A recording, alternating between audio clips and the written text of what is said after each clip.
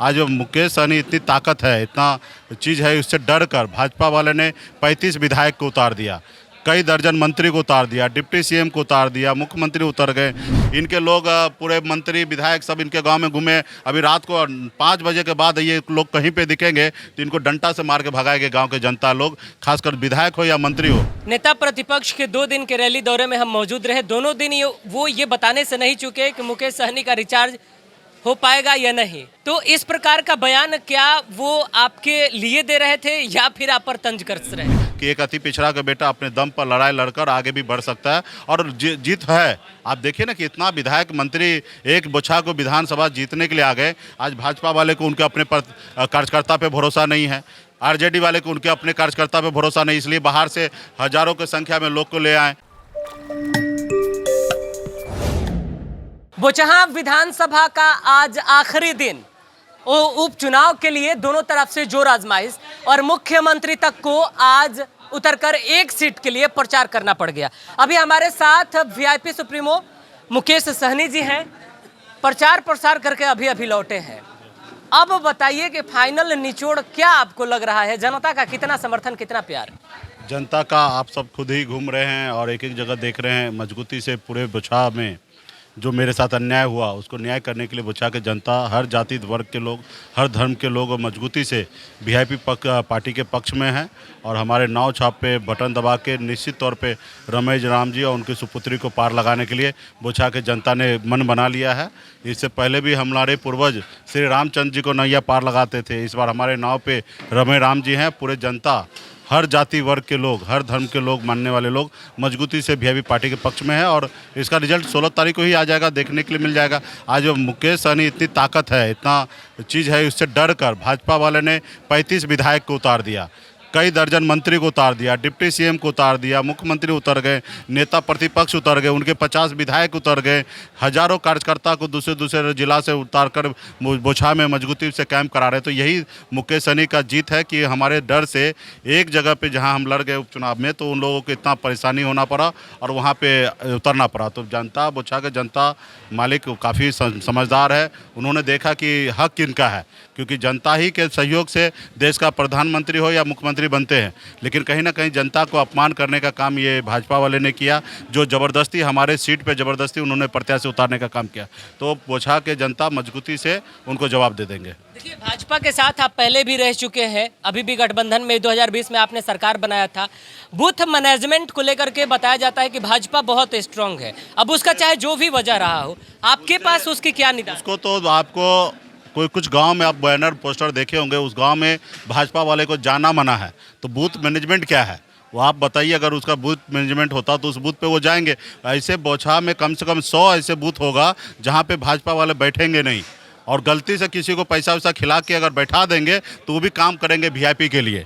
तो ये ताकत हमारे पास है। उसी तरीके से आरजेडी भी का भी कम से कम 100-125 बूथ ऐसा होगा जहाँ पे वो उनके लोग बैठ नहीं पाएंगे, क्योंकि हमारी जो शक्ति है, खास करके दीरा एरिया में कुछ जगह लोग हैं जो वहाँ पे किसी को कोई बैठेंगे भी नहीं, और जो बैठ भी गए तो वो हमारे पक्ष में वोट करने का काम करेंगे, क्योंकि वहाँ पे कोई किसी पार्टी के लिए काम ही नहीं करेंगे, सिर्फ वीआईपी पार्टी के लिए काम करेंगे। एक और कंफ्यूजन आप दूर कर दीजिए। पहले रमेश राम जी आरजेडी के खेमा में हुआ करते थे, कहा जाता था कि उनका भी एक अपना वोट बैंक है और आरजेडी का जो वोट बैंक है दोनों मिल के काम करता था।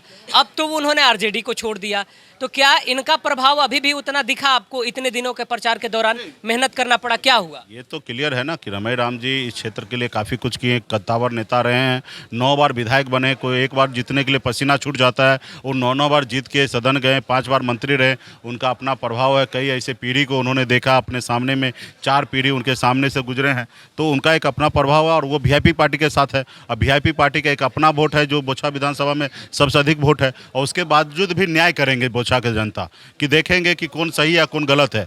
अगर मैं गलत हूँ तो मेरे साथ गलत तरीके से सोच रखेंगे, और भाजपा वाला अगर गलत किए तो उसके प्रति अलग सोच रखेंगे, और आरजेडी वाला गलत किए तो उनके प्रति देखेंगे। आपने देखा होगा कि हमारे प्रत्याशी को आरजेडी वाले ने ले लिया, हाईजैक कर लिया और उधर से उनको टिकट दे दिया। तो हमने फिर हमारे पास रमेश राम जी को हमने अपने प्रत्याशी बनाया, उनकी सुपुत्री को मजबूती से। यहाँ पे कोई लड़ाई नहीं है, आप देखिएगा हमारे प्रत्याशी कम से कम 32-35 हज़ार संख्या के, यही आंकड़ा ले लीजिए, 32 से 35 हज़ार संख्या से वो लीड करेंगे यहाँ पे। नेता प्रतिपक्ष के 2 दिन के रैली दौरे में हम मौजूद रहे। दोनों दिन ये बताने से नहीं चूके कि मुकेश सहनी का रिचार्ज हो पाएगा या नहीं।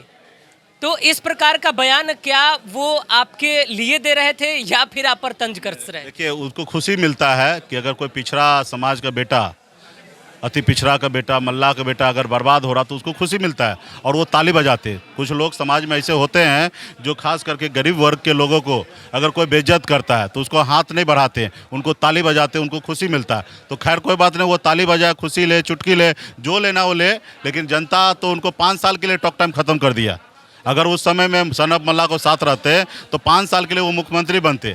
सनत मल्लाह को छोड़ना मतलब अति पिछड़ा को छोड़ना, और वो 5 साल के लिए सत्ता से बाहर हो गए। हम तो 16 महीना सत्ता में रहे, काम भी किए और संघर्ष करने वाले लोग हैं। हम तो बचपन से संघर्ष कर रहे हैं, आगे भी संघर्ष करते रहेंगे। कल मुख्यमंत्री का भी कुर्सी मिल जाएगा, उसके बाद भी हम संघर्ष करेंगे। हमें संघर्ष करने में हम कभी पीछे कहाँ। मंत्री भी बने तो भी हम संघर्ष कर रहे हैं। आपने देखा कि मंत्री बनने के बाद भी हमें एक दिन भी छुट्टी नहीं लिए रहेंगे। उत्तर प्रदेश में पार्टी विस्तार की है, पार्टी को मजबूती के लिए, झारखंड में पार्टी को विस्तार किए, पूरे बिहार में पार्टी संगठन को खड़ा कर रहे। रोज ही मैं संघर्ष कर रहा, कहाँ हमें फिक्र पड़ता है कि हम मंत्री बने। हम तो इससे अच्छा जिंदगी मुंबई में छोड़ कर आए हैं। हम तो जहाँ की जनता कूपनों को रिचार्ज कर देगी। यहाँ पे निश्चित तौर पे हमारे प्रत्याशी को यहाँ पे जिताएंगे और मजबूती से यहाँ से हमारे एक आवाज़ उठेगा कि एक अति पिछड़ा का बेटा अपने दम पर लड़ाई लड़कर आगे भी बढ़ सकता है और जीत है। आप देखिए ना कि इतना विधायक मंत्री एक बोछा को विधानसभा जीतने के लिए आ गए। आज भाजपा वाले को उनके अपने कार्यकर्ता पे भरोसा नहीं है, आरजेडी वाले को उनके अपने कार्यकर्ता पे भरोसा नहीं, इसलिए बाहर से हजारों की संख्या में लोग को ले आए। तो कहीं ना कहीं, और जब विकास की बात आएंगे तो फिर वही ढूंढना पड़ेगा। तो कहीं ना कहीं बोछा की जनता को पता है कि जब विकास की बात आता तो उसके विधायक को, उनके लोगों को ढूंढना बहुत मुश्किल हो जाता है। और अभी वोट मांगने के लिए सबके घरे घरे घूम रहे कि हम तुम्हारा जात हैं, हमको वोट दे दो, नहीं तो हमारे कुर्सी चला जाएगा। इस तरीके से बात करते हैं। बताइए, डिप्टी सीएम अपने समाज में जाते हैं, वहाँ पर बोलते हैं जात के नाम पर हमको वोट दे दो, नहीं तो 2 दिन में हमारा कुर्सी चला जाएगा। अब बताइए, इस तरीके का ये आज भारतीय जनता पार्टी नेता बना के रखा है कि एक चापलूस टाइप के लोग बना के रखा है कि तुमको पगार पे रखे, कल काम नहीं करोगे तो बाहर निकाल देंगे। बताइए, लोकतंत्र में ये सही होना चाहिए? जनता के वोट से सरकार बनता है, सरकार अपने एक मंत्रिमंडल बनाता है, भला वहाँ पे वर्कर के जैसे काम कर रहा है। तो इसलिए जनता ने मान लिया है कि वीआईपी पार्टी को मजबूती से, जो हमारे साथ अन्याय हुआ, पूरा जनता हमारे साथ है। चलिए एक आखिरी सवाल ले लेते हैं। दरअसल अब र्यूमर फैलाया जा रहा है कि अगर वीआईपी के समर्थन में मतदान होने लगा तो आपके समाज वाले जो हैं उधर वीआईपी को मतदान करेंगे, अन्यथा वो वैसी पार्टी को मतदान करने जा रहे हैं जो बीजेपी को हराएगी। तो क्या इसका निर्देश मुकेश सहनी जी की तरफ से दिया गया है या महज र्यूमर ही? आपने स्पष्ट कर दिया। इससे 2 बार आपने बोला कि र्यूमर उड़ाया जा रहा है। आपने 2 बार अपने शब्द में र्यूमर उड़ाने का शब्द किया। तो निश्चित तौर पे जब र्यूमर उड़ रहा है तो कुछ भी उड़ रहा है।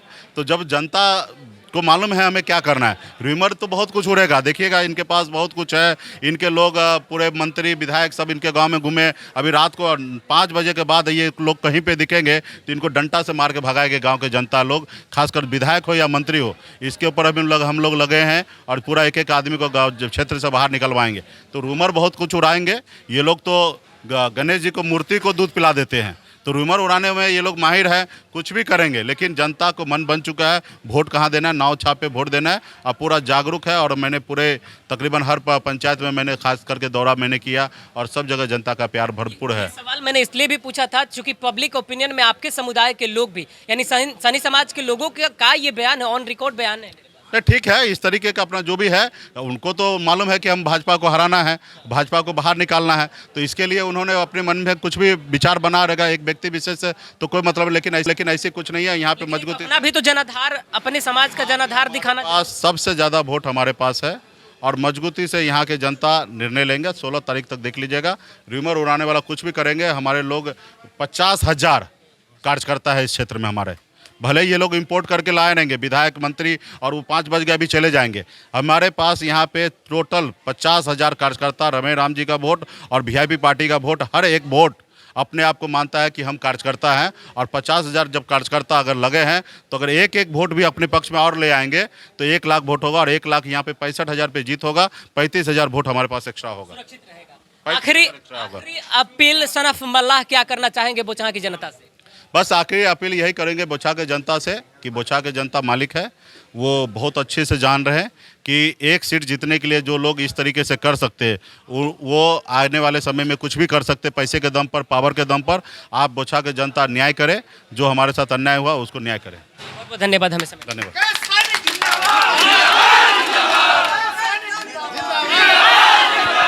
वीआईपी पार्टी जिंदाबाद। ये अभी हम लोग सनफ मल्लाह मुकेश सहनी जी के कार्यालय पर थे, प्रचार प्रसार से अभी अभी लौटे हैं और ये तमाम जो अब हुजूम आपको नजर आ रहा है, अब मौका है वोट बैंक में इसे तब्दील करने का और वो वीआईपी के कार्यकर्ताओं पर अब ये जिम्मेदारी चली जाती है कि वीआईपी के कार्यकर्ता या फिर वीआईपी संगठन से जो लोग जुड़े हुए हैं वो कितना सार्थक रूप से बूथ पर बूथ मैनेजमेंट करते हैं, यानी पहल करते हैं, उसी अनुपात में वोटिंग होने का उम्मीद है। आगे क्या होगा आगे आपको बताएंगे। फिलहाल पब्लिक ओपिनियन लगातार हम दिखा ही रहे हैं, समीक्षा देखना ना भूलिएगा। हर एक क्षेत्र का अलग अलग प्रकार से हम आपको समझा कर जाएंगे कि कहां पर क्या होने वाला है। फिलहाल इस खबर में इतना ही रहने दीजिए। और हाँ, जहां एक तरफ लगातार लोग ये कह रहे थे कि सहनी समाज आरजेडी के पक्ष में भी मतदान कर सकता है, इस पर भी हमारी नजरें हैं कि आखिरकार वो कितना करेगा। इस खबर में इतना ही।